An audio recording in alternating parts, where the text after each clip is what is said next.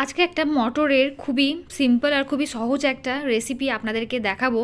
এটা আমার হাজবেন্ড অনেক দিন থেকেই বলছিল যে মটরশুঁটি দিয়ে এমন কিছু একটা বানিয়ে দেওয়া যেটা কিনা সুইট কর্নের মতো। সুইট কর্ন ফ্রাইয়ের আমি একটা রেসিপি দেখেছিলাম আর একটা আপনাদেরকে শর্টসও শেয়ার করেছি। তো ওটার মতোই যাতে খেতে হয় সেরকম টাইপেরই কিছু একটা বানিয়ে দাও মটরশুঁটি দিয়ে।